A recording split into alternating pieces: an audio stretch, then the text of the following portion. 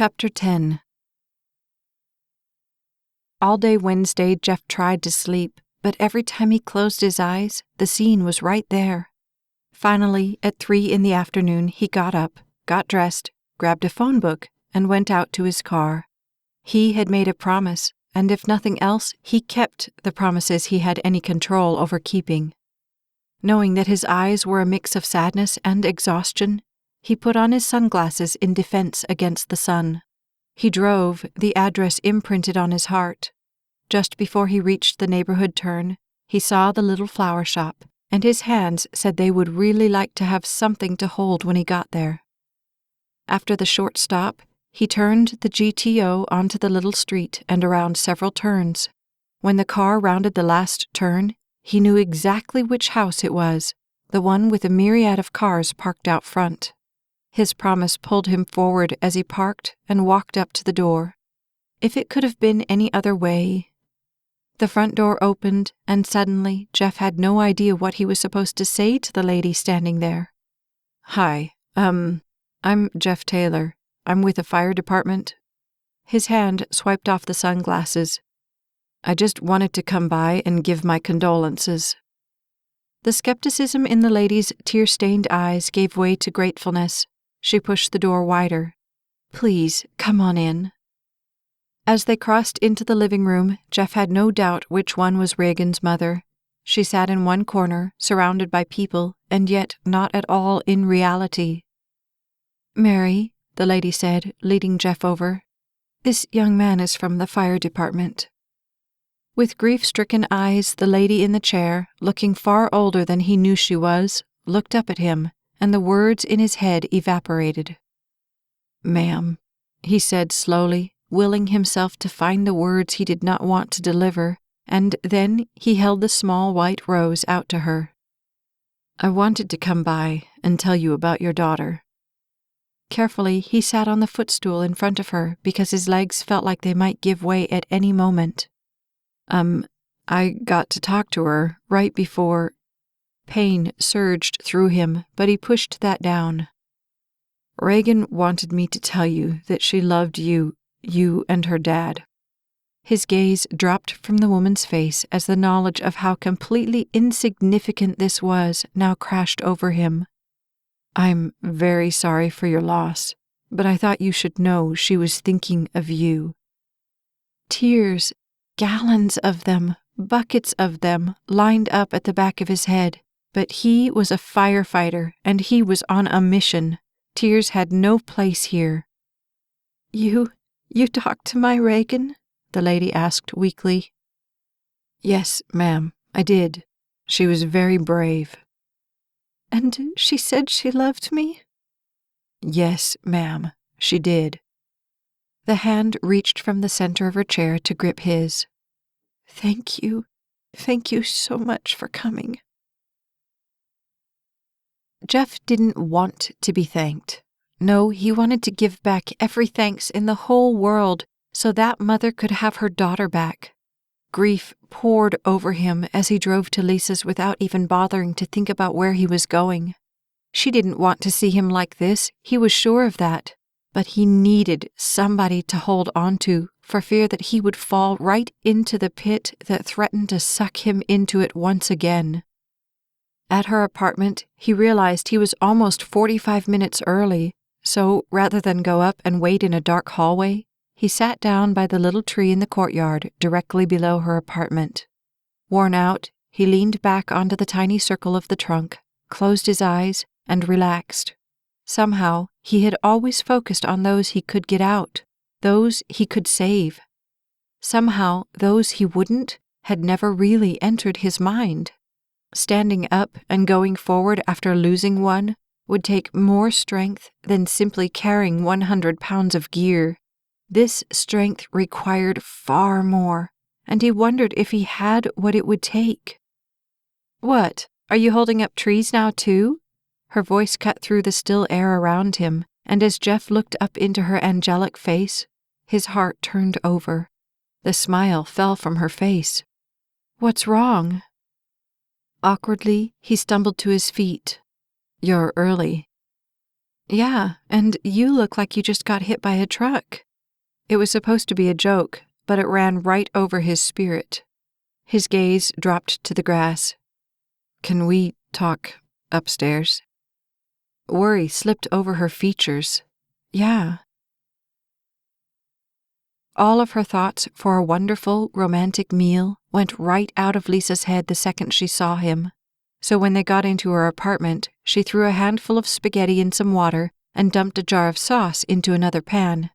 Then she went into the living room where he sat, head down on the couch, and carefully she folded herself next to him. The wreck? He nodded. Oh Lord, help. What do I do now? It was bad. Even slower, he nodded. When he looked at her, the anguish in his eyes cut her to the core. Softly, she reached over and put both arms around him as he collapsed into her. The whole evening he was so quiet, a few words, a small smile, but the melancholy followed him with every step he took. At the door, later, Lisa noticed how his hands didn't even have the energy to get to his pockets. Gently, her hand bridged the gap between them and took his. You going to be okay? He tried to smile, but the liquid in his eyes gave him away. Yeah. Slowly, she laid her head on the doorpost, knowing if she didn't know he had made it home, she would never sleep. Call me when you get home, okay? Call? So I know you made it. A half-inch at a time he nodded, and then he turned and ambled to the steps. Down, and she could see him no longer. She waited, but no hand slapped the wall, and after several long moments, she heard the door at the bottom snap open. Her head fell forward. If she only knew what to say to take the sadness away. Without turning any lights on in the apartment, Jeff threw his keys onto the table and collapsed in a heap on the couch. His hands swiped over his face, and he sniffed. Call her. Her. The tether keeping him from falling right through the void in his heart. He reached over, picked up the phone, and dialed. Hello? The middle of his heart bounced softly. I made it. Good. You going to be able to sleep? I think so. Well, if it gets to be 4 and you need someone to talk to, you know how to reach me. His chest filled with the invitation. I may have to keep that in mind. It wasn't 4 in the morning, it was 3 the next afternoon, when exercising and watching television had used up their ability to keep his mind occupied. He really needed to talk to somebody, but she was working, and although she was great about him showing up to help, he knew he couldn't make a habit out of it. So instead, he picked up the phone and called the other name on his short list. Knox residence. Dustin, man, how's it going? Jeffrey, hey, just the man I was going to call later. Uh-oh. No, this is good. Bigger uh-oh. Listen, the station softball team's playing this weekend, and we've got people dropping out like flies. What did you do to them? Me? Jeffrey, I am hurt. Sure you are. We need a left fielder for Saturday, noon. You up for it? He needed something. Sure. Jeff hadn't bothered to tell Dustin he would be bringing a friend. The questions that would raise sent the hairs on the back of his neck reaching for the stratosphere. No, a better idea would be to just show up with her. Dustin would be smart enough to keep his comments to a minimum while Lisa was around. Of that much, Jeff was sure. Asking her wasn't all that difficult, even calling her was getting easier, and when he picked her up, the feeling of the world being right again descended on him. In fact, it wasn't until they pulled into the little softball field lot that he really started to get nervous. He parked, hoping Dustin would be too busy to notice they had arrived until Lisa was safely in the stands. Jeffrey! The voice called from behind him as they stood at the car's trunk, pulling out the little cooler, Jeff's equipment, and the sunscreen. In the next heartbeat, Dustin was there, hand raised in greeting. Jeff reached up and slapped the hand. Cool. I was wondering if you got lost, my wonderful directions and all. It was then that Dustin stopped in mini reunion. With one hand at her eyes to block the sun, Lisa smiled up at him. "Well, now, Mr. Taylor, I wasn't aware you were bringing the cheerleaders." Jeff wanted to deck him if Dustin said something to mess this up. "It's Lisa, right?" Dustin asked, extending a hand and a smile. "Yeah," she shook his hand. "I thought you might be able to use an extra fan." "Always room in our stands for a fan like you." Together, the three of them walked over to the bleachers. Lisa slid her stuff up onto the fourth one up, and when she stepped up to the first riser, Jeff took her hand and helped her the rest of the way up. "You going to be okay here?" "I'm great," she said, sitting down with her hands in her lap, smiling. "Eve should be here before long," Dustin said. "She can keep you company." "Knox, hey, you gonna warm up or what?" one of the players called from the fence. "You ready?" Dustin asked Jeff. "Yeah, I'll be there." Thankfully, Dustin took the hint and faded from the conversation over to the dugout. "You sure this is cool?" Jeff asked, realizing she was going to be sitting in a whole bleacher full of people that she didn't know. "I'm fine. Go have fun." And he didn't miss the way she said that word. Bases, innings, bats, balls. Lisa wasn't much of a sports fan and even less of a baseball fan, so she listened to the fans behind her and cheered when they cheered. When the guys took the field, position by position, she surveyed them until she finally picked Jeff out in the far open grassy area, straight ahead of her.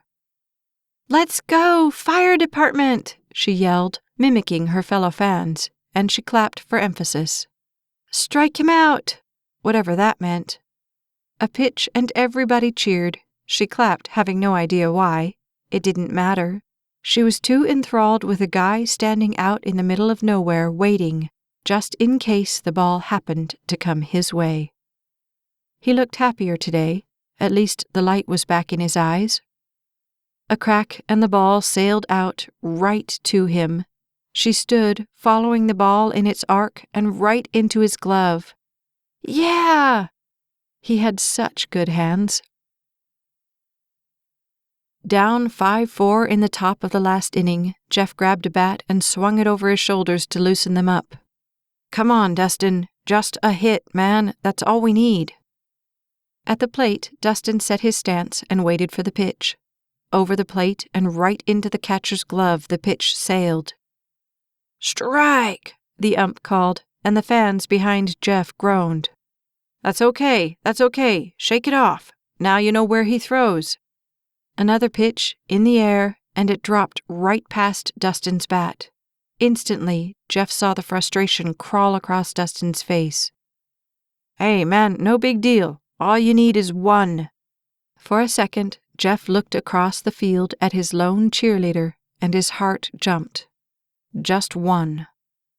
With a breath, Dustin refocused on the pitcher, and the next pitch connected with the center of his bat.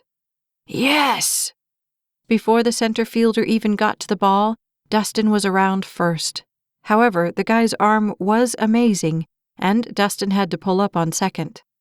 "That's what we needed," Jeff said with a nod. Then he put on his game face, hit each of his shoes with a bat, and stepped to the plate. "Hey, it's Lisa, isn't it?" The lovely lady with the olive-toned skin and wavy black hair that streamed halfway down her back said at Lisa's knee, as Lisa clapped for Dustin's hit. "Hey, Eve, you missed it. Dustin just sailed one." Eve ducked under the railing and climbed up into the stands without bothering with the steps. "Jeff's up," Lisa said, clapping. "Come on, Jeff, you can do this." The ball went up and down across the plate. "Strike!" "It's okay," she said, clapping again. "It's okay." Softly, he hit the bat twice on home plate, swung it once slowly, and looked out to the pitcher. Every piece of attention that was hers was focused solely on him, on his bat, on his hands, on his arms. Focused so it was she who saw the ball arch toward him. Focused so that, like watching a dancer in perfect time, she saw the bat swing around his body and meet the ball coming the other way with a solid crack.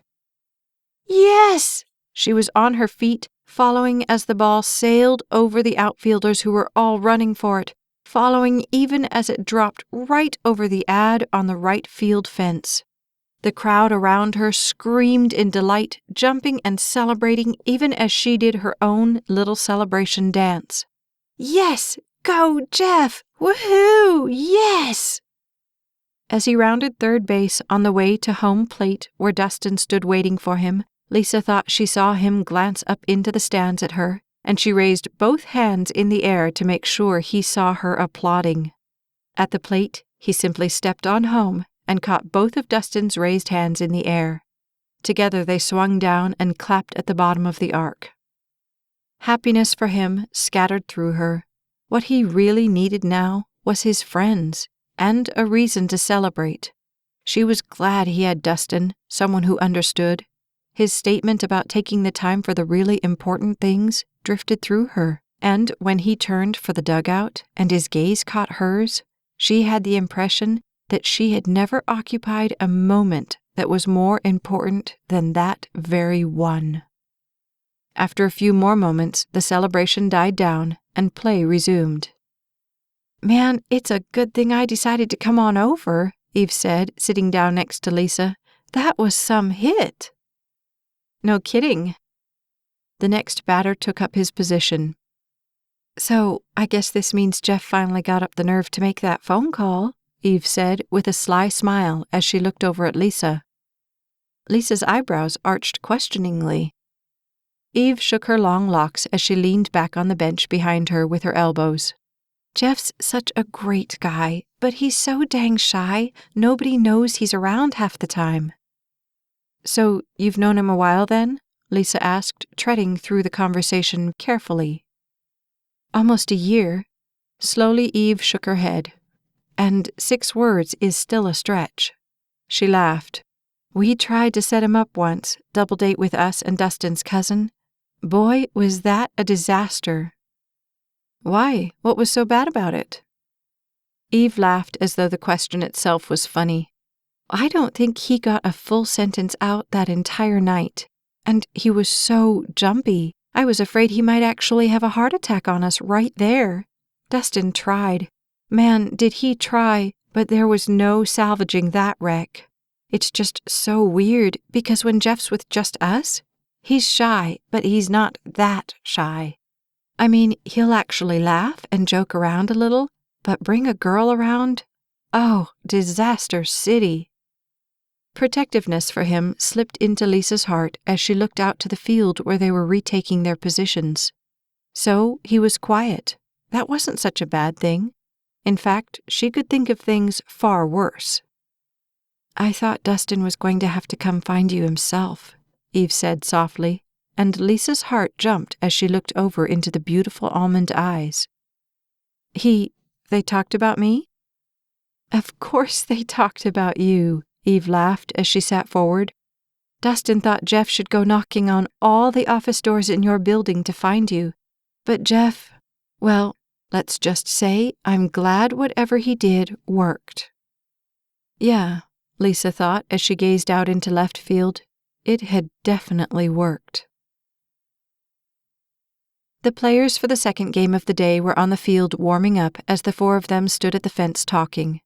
It was then that Lisa really realized how Jeff naturally stayed a foot away from her. She had noticed it before, but now there was some semblance of a reason behind it. More than that, she now knew it wasn't her he was staying away from. The hesitancy, the tentativeness in his stance and in his eyes weren't her doing. It wasn't her so much as the whole idea of her. Standing there, it was clear how ill at ease he was with the whole situation. The more she watched him, how far they had come together slipped through her. If what Eve said was true, then Lisa knew she was privileged beyond measure by the risks he had taken to get even this far, and that understanding pulled her that much closer to him. You can't leave already, Dustin said in dismay when Jeff looked at his watch and said they should probably be getting back. How about we watch this next one? At least a couple of innings. Of course, it won't be as good as ours, but "Hey, Mr. Wonderful," Eve said in her normal position right in the crook of Dustin's arm. "You might want to remember who the real hero of that game was. Nice hit, Jeff." Instantly, Jeff's gaze dropped to his shoes, and Lisa could see the reluctance flash through him like a laser beam. Slowly, she reached over to him and put a hand on his back. "That was some hit," she said, and his gaze jumped to hers in surprise. The tenderness in her heart transferred to her smile, then through her smile to his eyes, and then into his smile. "I think it had something to do with the cheerleaders," he said as their gazes locked. The world jerked to a halt, and suddenly she wanted nothing more than for him to kiss her. A breath, and she had to shake out of that crazy idea. "You know, they might make us play this next one too if we keep standing here," Dustin said as two team members crossed past them to the gate. "Let's go grab some seats." When they turned for the bleachers, Lisa didn't wait for Jeff to take her hand. Hers simply slid down his rock-hard arm and twisted into the crooks at the bottom. His fingers entwined in hers as if they were made to fit that way, and had she tried to keep it from her heart, the smile would have come anyway. "I got moved to B shift 1st of May, Jeff said as he and Dustin sat behind the girls in the stands. He was fighting not to notice how Lisa's hair kept brushing across his knees with every gust of wind. He liked her hair down, and he really liked those jeans. She just looked so much more relaxed and happy. "They switched you already?" Dustin asked, raking his fingers through Eve's hair casually. "That's a pain and a half." "Yeah, well, they had a whole shuffle at the top, so the bottom got reshuffled too." Wanting only to get closer to her, Jeff rested his elbow on the knee that was right next to Lisa's shoulder. After a moment, all his hand wanted to do was touch the glinting strands flickering across his sweatpants. Gently, he laid his hand down on his knee and twirled one strand of her hair across his knuckle. Strange what that did to the insides of him. "Isn't it a pain, Lise?" Eve asked, leaning back into Dustin's knees, "having him gone all the time?" However, when Lisa looked up at him, softness was all he saw. "I work all the time anyway, so it's not that big a deal." Dustin tilted his head to look at her. "You're not working today?" "Yeah, well," she said as she smiled up at Jeff. "Sometimes you have to make time for the really important things." Had they been anywhere else, all the nervousness about kissing her would have made no difference whatsoever. Unfortunately, they were in the middle of a ballpark full of people, and that wasn't the most romantic place in the world to kiss somebody for the first time. The breeze picked that moment to whisk her hair across her face, and softly his fingers traced across her forehead to corral it. Gently, he tucked it over her ear. Gazing into her eyes, he knew she was thinking the same thing that was screaming through his soul. Slowly, she leaned back against his knee. At that moment, the stands around them erupted into cheers, but all the noise in the world didn't have a chance of breaking through the spell that had snatched them from reality. Without warning, she reached up and wound her hand over his. That touch, that hand, never had he felt anything like it. He knew she didn't want to be watching a game, but if they didn't want to end up under the bleachers in the next 5 seconds, the moment had to be broken. Mischievousness spread through him as he leaned down to her ear. "You're not watching the game." A laugh jumped right onto her face as she gazed up at him. "You're not either." His laugh matched hers even as his gaze reluctantly traced back out to the field. She turned back out to the field as well, but her body never really left his knee or his hand behind. When his glance chanced over to Dustin minutes later, there was a smile on his friend's face that he had never seen before. He had to admit, Dustin was right. This was more than worth it. This has been To Protect and Serve, Volume 1 of the Courage series. Written by Staci Stallings, narrated by Becky Dowdy. Copyright 2012 by Staci Stallings. Production copyright 2014 by Staci Stallings. This has been a Braveheart Audiobooks production. You don't want to miss what comes next. Like and subscribe to the Staci Stallings YouTube channel so you never miss a second of the story.